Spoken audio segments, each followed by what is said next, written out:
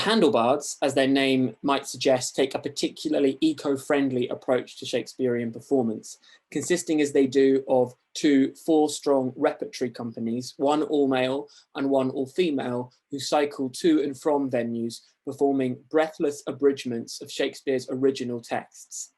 In performance, the companies use a number of techniques common to a Shakespeare performance by a reduced cast, heightened physical differentiation between their various characters, and self-conscious acknowledgement of the impossible feat of playing 2 or 3 on stage at once. They also engage in breaking down that feeling that there's an onstage actor and an offstage actor by talking to and seating the audience before the play begins.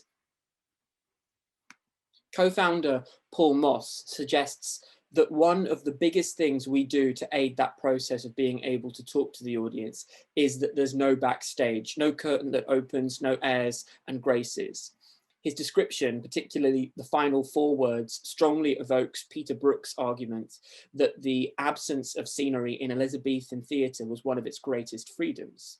The absence of a backstage area, which is usually hidden away from the audience, obscuring the process which creates the performance, further enhances the company's narrative beyond that of the play itself. This is made explicit by their use of the bicycles to construct the stage, and also during performances by various means, ranging from using their bells to indicate a switch in character to riding on stage and through the audience. For instance, Moss states that we sell each show as part of a wider journey, so that you know that they cycled there that day. You know that this is part of a 1,500-mile journey across the country. That adds to the entire performance. The company always explains their journey to the audience before the play begins, and end it by packing away their props, costumes, and stage equipment as the audience departs, making them fully engaged in the production's entire process, thanks to this proximity to the actors, not only in a physical sense, but also in sharing in the wider sense of adventure that the company's highly active method of travel entails. The combined physicality of the acting and cycling, coupled with an outdoor performance venue and liminal actor-character divide, reveal the HandleBards to be an example of the shared experience which Stephen Purcell suggests is possible between actor and audience. I suggest that the HandleBards further enhance this shared experience by visibly displaying their own physiological effects of theatre going, wrought both by the play itself and their continuing journeys to perform it. An additional factor in this mutual encounter lies in the audience's exposure to the unpredictable outdoor elements of weather, seating arrangements, and availability of refreshment.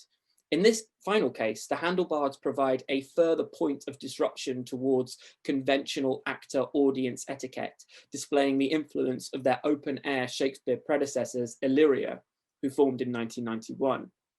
Purcell recounts an instance in their performance of The Tempest in which, after a great deal of interaction involving the theft of several picnic snacks and 2 glasses of wine from audience members, Trinculo entered the scene with Caliban and Stefano.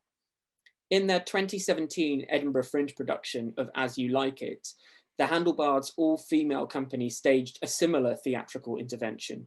2 of the actors, dressed as sheep, wandered through the audience bleating and stealing as much food and drink as they could, consuming it as they went, and therefore not only disrupting the divide between actor and audience, but also the scene taking place at the time.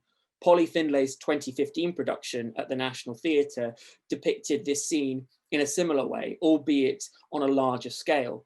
The show's entire cast returned to the stage, dressed as sheep, bleating and walking on all 4s, in an extended disruption of Shakespeare's text. This was noted as a highlight by many critics, including Paul Taylor in The Independent. You can see that quotation on your screens now. The significant difference is that while Findlay's production limited this textual interruption to the onstage space itself, the HandleBards moved freely through the audience, who were remarkably willing to part with their food, given the pre-established disruption of the actor-audience relationship. This is indicative of Purcell's explanation that the way in which the theatre space is organised determines to a very great extent what is shared and what is compartmentalised. Findlay's decision to insert an extended non-textual scene into As You Like It remained dominated by the conventional space of the National's Olivier Theatre in which it was performed, negating, to some extent, its potential for subversion. The HandleBards, in contrast, are not limited by the constraints of a predetermined theatrical space, and they were therefore able to use this scene to disrupt the stage-off-stage divide, because the non-theatrical space had been appropriated and redesignated by the company as one for performance, without undermining the aspects of the original space itself. This was further demonstrated by the way in which audience members had to walk through the public area of Edinburgh's Botanic Gardens to reach the playing space for the HandleBards fringe production. The space, therefore, became occupied by both the audience and actors through a process of joint ownership, as opposed to one where the audience temporarily occupies a theatrical space populated by a hierarchy of director and actors. Purcell notes that this sense of shared experience often becomes even more marked when the production takes place in the open air, citing Illyria's associate producer, Jennifer Rigby, who suggests that there are none of the barriers that you have in conventional theatre between the audience and actors. Their production of As You Like It also demonstrated the HandleBards' various approaches to Shakespeare's text. Jaquays's famous All the World's a Stage speech was delivered simply by company member Lottie Tickner, without either a specifically heightened or naturalistic inflection, and punctuated with American accented woes from two hippie figures on stage at the inferred wisdom of Jaquays's philosophical rhetoric. This makes no attempt to reduce Shakespeare's text, and indeed Moss explains that we cut as little as possible. We only really cut it for time, not for any other reason. However, they do satirize the cultural perception of Jaquays's speech as a particularly well-known and significant example of Shakespeare's intellectual genius, since in this sense, the two hippies are parodying the reverence customarily given to that particular moment in As You Like It, whilst anticipating the audience's prior knowledge of the speech.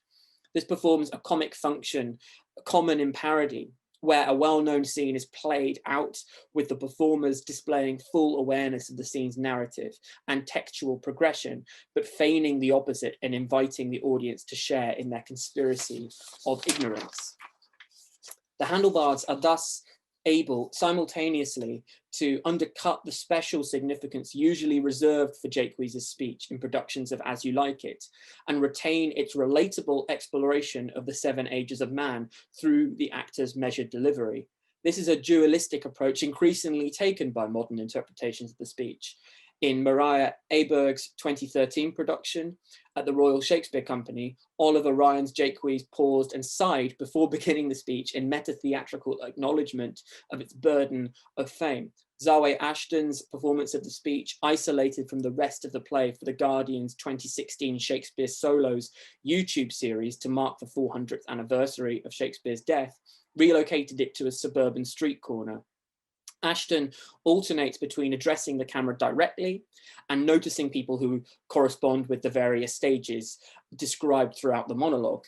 Both iterations, like the HandleBards version, are clearly meant to signal the speech's continued relevance for modern society and the struggle which actors face to wrestle it from past performance history and oversaturation. Moss suggests that people we've met on the road directly influence the creation and development of their productions. He highlights that the fact that we're touring to rural communities, we're seeing all sorts of people, so there's always a reference point there. And it's amazing just how relatable stuff can be. And that's how we treat it in rehearsals, by finding those people. This explanation connects the HandleBards' artistic practice with the information-based principles of found theatre, which can be gleaned from just visiting people, hearing stories, interacting with people, and working out jokes with different people. The characters become completely different. It also emphasizes that their reason for delivering Shakespeare to small groups of local people, rather than forcing audiences towards the London and Stratford centres of British Shakespearean gravitational power, is a form of exchange in which they share a play with an audience and receive information from that audience and the other people they meet, which in turn influences and changes the production itself. Moss recalls, for instance, that people will talk to me about something particular that they saw in the play, and I will have no idea what they're talking about. And that every time I read a show report, there's totally new stuff on there, and it's not the show that left the rehearsal room. But that's entirely the point of it. It is this special event feeling which Moss suggests is central to the company's success and accessibility.